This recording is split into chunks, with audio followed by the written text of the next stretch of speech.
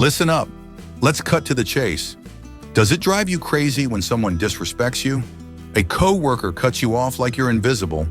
Friends treat your time like trash, always demanding, never caring, or your boss tosses your ideas aside like crumpled paper.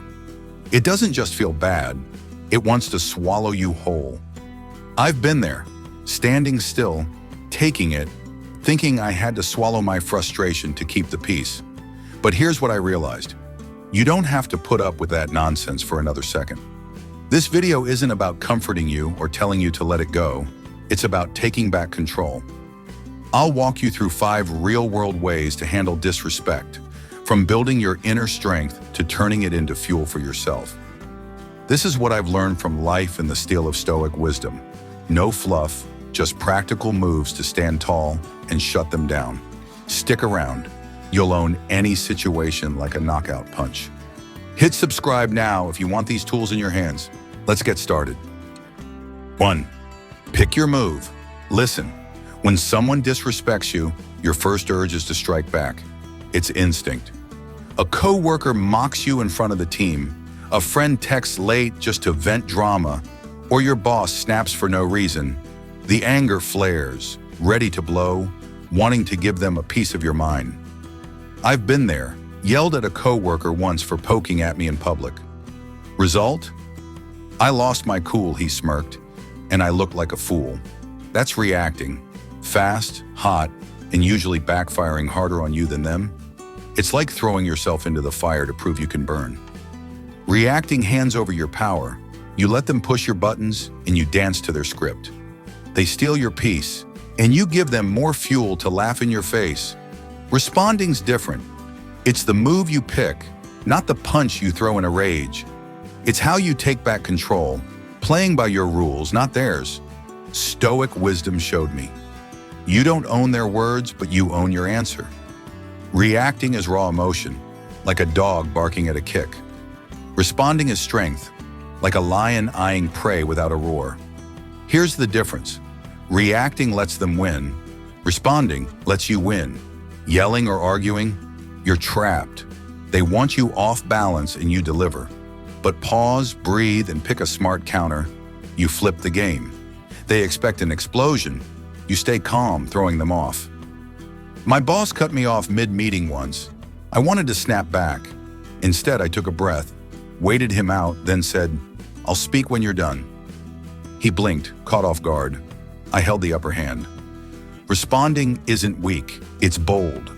Anyone can shout, but keeping a clear head when they jab you, that's real strength. The principle's simple. Don't let them pull your strings, you hold them. They toss stones. You don't have to pick them up and throw back. You let them drop and step over. Here are some sharp moves to shut down disrespect without shooting yourself in the foot. Let me show you the first one. Simple but strong enough to stop anyone cold. Stare them down. Listen, one of the strongest ways to respond is to stare them down. Just your eyes, no words. Think that's weak? Just a look? Don't underestimate it. It's a silent weapon, sharp as a blade. When someone throws disrespect your way, a coworker jabs you in a meeting, a friend mocks your plans, or your boss snaps for nothing, they want you to snap back, to lose it so they can smirk and walk over you. I've fallen for it, argued with a coworker once, only to feel like the clown after. Then I tried the cold stare, and it changed everything. Here's how it works. They're waiting for you to crack, to shout or stumble, but when you just look, calm, unblinking, no expression, you turn the tables. A coworker interrupted me mid-team meeting, acting like he was smarter.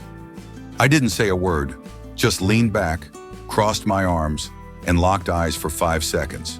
No smile, no frown, just a stare. He faltered, voice trailing off, then looked away, muttering, "What?" The team watched him squirm. He dug his own hole. My eyes did the job. The principle? A silent stare strips their ammo. They need your reaction to keep going. When you don't give it, they're lost. Stoic wisdom taught me, you don't control their words, but you control what you give. Staring them down says, "I'm not dancing to your tune." It's not an attack, it's holding your ground. I used to think I had to argue to defend myself, but that just wore me out. A cold look? It keeps your dignity and makes them look small. Plus, it reminds you, you don't have to jump at their trash talk. Staring that coworker down, I didn't just shut him up. I told myself, he's not worth my energy. It's a quiet claim. I'm too steady to be dragged down. Next time someone crosses your line, try it. Look straight. Let your calm weigh on them. They'll fidget. You'll feel stronger than ever. Now that you've seen how a stare can throw them off, here's another move. Simple but brutal enough to drop them without a word. Let silence crush them. Listen, a razor-sharp response is to let silence crush them. No words, no movement, just quiet. Think it's feeble? Silence does nothing but look soft? Wrong, it's not giving in. It's your toughest play. When someone hurls disrespect, co-workers jabbing you in a meeting, friends mocking your choices, or your boss growling over nothing, they want you to leap, to argue, to give them an excuse to push harder. I've played that game, snapped at a co-worker at the bank for digging at my report. I was spent. He grinned. Then I went silent, and it cut their game dead. Why does it work? They feed off your reaction. They want shouts, explanations, or just a nod to keep their act rolling. But when you stay silent, standing there letting their words sink like stones, you choke them out. At the bank, a guy in our quarterly planning meeting poked me. Bet you'll miss this deadline again. Half joking, half serious. I'd usually defend myself, but this time I just looked, gave a slight smirk, and said nothing. His words hung there, no laughs, no follow-up. He glanced around, mumbled something, then shut up for the rest. Silence buried him. I kept my ground. The principle? Don't fuel them, and they burn out. Stoic wisdom taught me. You don't own their mouth, but you own your effort. Letting silence crush them says, you're not worth my words. It's not passive, it's choosing your strength. I used to think I had to fight back to prove I'm not weak, but arguing just drained me while they gloated. Now I let silence do the work. Every time I don't bite, I feel lighter, firmer, like I've won without swinging. It's a reminder. You don't owe anyone a response. When I stayed quiet with that coworker, I didn't just stop him, I kept my peace. Next time someone crosses you, try it. Don't speak. Let silence press down. They'll stumble. You'll own the board. You've seen stares and silence rattle them. Now here's a move to lock out anyone prying into your life. Don't waste words defending. Listen, a solid response is to not waste words defending your choices. No explaining, no justifying, just let them figure it out. Ever made a call, quit a job, skipped an invite, took a different path, and got grilled? Why'd you leave the bank? Why not go to the reunion? Why pick that? I've been stuck in that trap, rambling on. Once I passed up a promotion at the bank for something I cared about. Less secure, but mine. A coworker asked, why ditch a sweet gig? I spilled. Freedom, a shot at more. He didn't nod, just smirked. You'll regret it. I was tired. He was smug. Truth is, you don't owe anyone an explanation for how you live. They're not asking to get it. They want to judge, poke holes, or make you doubt so they feel wiser. I saw that after wasting breath at the bank, the more I said, the more they dug, like my life was their puzzle. But when you don't explain, you shut it down. Next time that coworker asked, why not take the spot? I said, because I didn't want it. Done. He froze, no clue how to keep prodding, then walked off. That short silence outweighed any speech. The principle? Your choices are yours. No vote needed. Stoic wisdom taught me. You own your decisions, not their opinions. When you stop justifying, you hold your power. They're rattled because you live your way. Without their okay, their problem, not yours.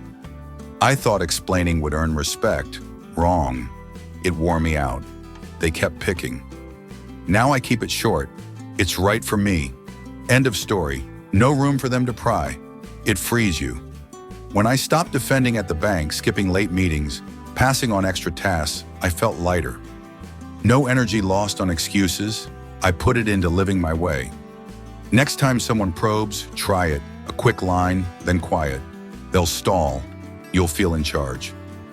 You've got stares, silence, and no defending to lock their game. Here's the final move. Simple but fierce to guard your worth when it's gone too far. Turn and walk away. Listen, when disrespect crosses the line, sometimes you've got to turn and walk away. No drama, no fight, just leave. Ever had a coworker brush you off in a meeting, a friend trash your ideas, or a boss treat you like a ghost? I know that sting, like a hit with no blade. At the bank, in a team meeting, I pitched a new credit plan, and the lead cut in, smirking. "You think this'll work?" The room went quiet.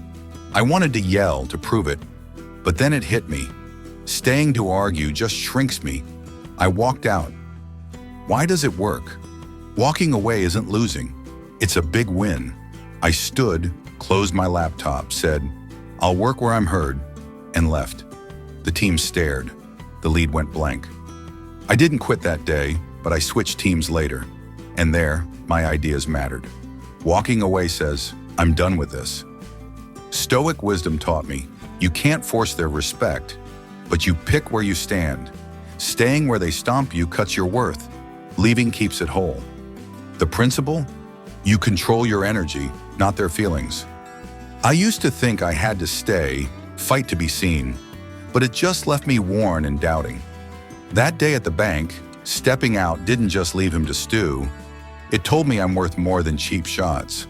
Walking away isn't loud or accusing. It's quiet steel saying, "I don't need this table to prove myself." When do you do it? When your efforts get ignored. When disrespect sticks despite your lines. I lingered too long in dead-end meetings, hoping they'd see me. They didn't. If you're battling just to be respected, it's not your place. Next time they go too far, try it. Stand, leave, let your moves speak. They'll freeze. You'll feel tougher than ever. 2. Draw your line. Listen, if you don't know how to draw your line, don't be shocked when people trample you. A coworker uses your time like it's free, a friend calls at midnight to dump their drama, or your boss piles on work without asking if you're drowning. Those things don't just drain you, they chip away at your worth. I used to let people walk over me like a red carpet, thinking a little patience would keep things smooth. But here's the truth I learned after being pushed too far. No line, and you're a target for anyone with a shot. Drawing your line isn't about walling people off. It's how you protect yourself, holding onto your time, energy, and self-respect before they're torn apart. What's the principle? You teach others how to treat you by what you allow. If you don't set limits, you're telling them, "Go ahead, do whatever." And trust me, some will test how far they can push. I had a coworker who'd swoop in, grab my ideas without asking. I stayed quiet, thinking it was teamwork. Wrong move. He kept at it until I looked him in the eye and said, "From now on, ask before you take my work." You don't need to yell or lose it. Just stand firm, rooted in knowing you deserve respect. They'll test you, seeing what you'll let slide, what they can take, until you slam the table and say, "This stops here." Drawing your line means knowing when to say no, and don't flinch when you do. No isn't rude or selfish. It's claiming your life. I used to dread saying no to a friend who always leaned on me, afraid of being called cold, afraid of losing them. Then I saw it. If they get mad because you protect yourself, they're not real friends. Decent people don't punish you for having limits. Only those used to taking advantage get annoyed when you cut them off. The first time I said, "No, I'm not free at 2 a.m. to hear you vent," he went quiet. Next time, he dialed it back. Without a line, you don't just hurt yourself.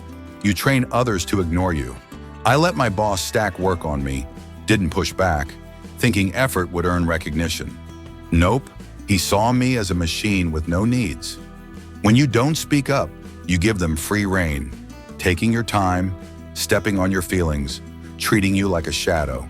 But when you draw your line, you take it back. No arguing or pleading, just steady resolve. I told my boss, "I need a day to breathe. This waits." He didn't like it, but he had to deal, because I didn't budge. That line works everywhere in life. With friends, it's saying, I'm not your drama dump. Keep it. At work, it's, I do my best in regular hours, don't call me at midnight. With family, it's, I'll help when I can, but I'm not caring at all. I had a relative lean on me too hard until I said, I'm not your bank. They'll take as much as you let them. You decide when it ends. Don't think drawing a line is selfish. It's how you stay strong enough to be good to the right people. When you start, some will push back. Don't be surprised. The ones who've thrived on your lack of limits will complain loudest when you shut their tap. I refused overtime for a coworker once. He called me not a team player. I shrugged it off. I don't live to please them. Your line isn't about controlling others. It's about who gets close. Be ready to let those who can't handle it walk away. I used to fear losing people by setting limits. What I lost was baggage, not worth. Drawing your line paves the way for the right people, those who respect your time, value your energy. It swaps chaos for peace. I learned this step by step, skipping a late-night call, leaving a draining hangout, saying no to an overreach. Each time I felt stronger, more confident, knowing I'm not a doormat. Stoic wisdom taught me, you don't control them, but you control your space. It takes guts. Standing up and saying, I'm done with this game, isn't easy. But every time you do, you reclaim yourself, your time, your strength, that sense you're worth it. Nothing's tougher than someone who draws a line and holds it like a vow. Stay with me. Next, I'll show you how to respond when they try to cross it. 3. Build an unbreakable core. Listen, to tackle disrespect, you need a foundation, confidence. Without it, you'll sway like a tree in the wind every time someone throws dirt your way. A coworker calls you useless, friends mock your plans, or your boss looks at you like you're invisible. Those things don't just annoy you, they make you wonder, am I really worth anything? I've been in that pit. Once a coworker jabbed at my idea in front of the team. I stood there, face burning, thinking maybe I was wrong. But then I hit a rock-solid truth. How they treat you doesn't define you, it defines them. If you let disrespect shrink you, you're handing them the key to lock up your worth. Lose confidence, and you lose control of yourself.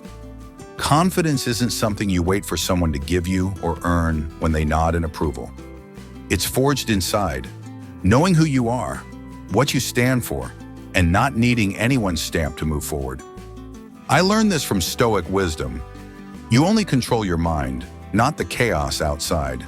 Step into a room with your head high, voice steady, actions purposeful. That's confidence, untouchable. Here's the tough part. It gets tested when disrespect hits. It's easy to feel good when people cheer you on, but when someone spits words at you, gives a smug look, or puts you down, that's when you choose. Do you let them burn you, or do you stand tall and say, I know who I am and you can't change that? Here's the principle. No one makes you small unless you let them in. Words can cut deep, actions can sting. I get it. I've heard a jab from my boss that made my hands shake with anger, wanting to argue just to reclaim some dignity. But here's the thing, you decide how much it weighs. When someone disrespects you, they're usually showing their own emptiness, insecurity, jealousy, or a need to step on you to feel taller. It's not your measure, it's their broken mirror. I used to let those words sink in, wondering what I did wrong to deserve it. Then I woke up. Carrying their negativity isn't my job. Their disrespect isn't a question about my worth. It's a sketch they draw to hide themselves. Life's full of people who don't see your value. That's reality. A coworker who thinks he's smarter, a friend who takes but never gives. They're blind to your strength, but your value doesn't vanish because they can't see it. Think of it this way. A diamond shines in the mud, not needing praise to stay brilliant. You're the same. Your worth is yours, untouchable, unstealable. I used to think I needed their recognition to feel valuable. Big mistake. Your worth doesn't need their seal of approval. When someone disrespects you, don't panic or swing back. Confidence doesn't shout. It's a sharp calm. It's staying steady when they try to shake you, holding your dignity instead of diving into pointless fights. I once wanted to yell at a guy who dismissed me, but I learned silence can hit harder. Walking away with your head high can be the cleanest knockout. You don't play their game, you stand in your own rules. But don't kid yourself, you'll feel the hurt. Words can slice, actions can bruise. You're not invincible. I've taken a friend's jab that nearly broke me, stood there with fists clenched in rage. But confidence pulls you up faster. It's that voice inside. You're still here, you're still worth it, and no one can take that away. It's not arrogance, it's knowing your value without yelling it out. They want you to crumble, to shrink. Don't give them that win. Stand taller, speak clearer, move like nothing touches you, because confidence isn't loud, it's strong from within. Confidence grows from small steps every day. It's saying, I'm enough, no one has to tell me that. It's skipping the pointless comparison game. Why bother when you're you? It's not begging for approval. If they don't see it, that's their loss. I used to chase others' nods. Exhausting. But when you grip your worth tight, disrespect is just a breeze passing by. Final principle, the stronger your confidence, the less they can touch you. It might sting, but it won't knock you down. Stay with me. I'll show you how to turn confidence into a real weapon. 4. Pick your winning team. Listen, you can't keep going solo against disrespect. Your team decides how long you last. At the bank, I worked with a guy who'd cut me off in meetings, acting like he was the star. Every day it felt like a jab, draining, making me wonder if I was worth hearing. Then I met someone else, nodding as I laid out a credit plan, saying, "You're on track, keep going." A few minutes with him, and I felt steady, ready to face the ones brushing me off. The difference is stark. Who's around you can either lift you or drag you down when disrespect hits. The principle? Stoic wisdom says, you can't make them respect you, but you choose who's near. I used to waste effort on people who never saw me, co-workers smirking at my reports, friends dismissing my ideas like air. Then I got it. Why let them pull me under? I lean toward those who respect me, a bank colleague who listens, a friend who never oversteps. They don't just ease the load, they keep me upright, less shaken when someone tries to knock me. Dig deeper. Why does disrespect from some hit hard? They want you small so they look big. They don't care about your worth, just their shadow over you. I've been in meetings where everyone picked at each other. Leaving felt like I'd deflated. But with a team that respects me, I don't just perform better. I'm sure brushing off cheap words easier. Picking your team is an extra edge. It doesn't wipe out disrespect, but it fuels you to face it. If your bank's full of brush-offs, find a new crew. Where you're seen. Can't dodge them all? Keep your distance. Say less, do more. Don't let them shake you. Try it. Today, lean towards someone who respects you.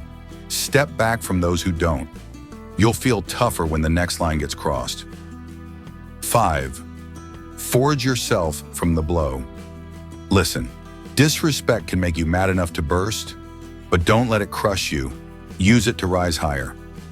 At the bank, a coworker smirked when I pitched a faster way to handle files. "You think this is good?" The team chuckled. I wanted to vanish, but instead of choking on it, I decided, fine, I'll show you.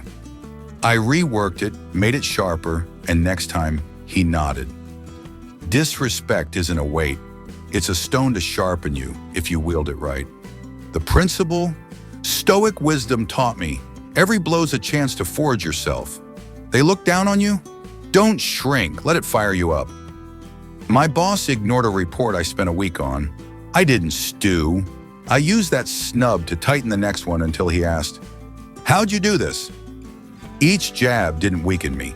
I turned it into drive to get stronger. They want you down?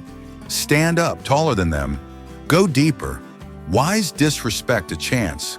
It shows where you can toughen up. Like steel needs heat to harden. I'd shake with rage at that coworker's smirk.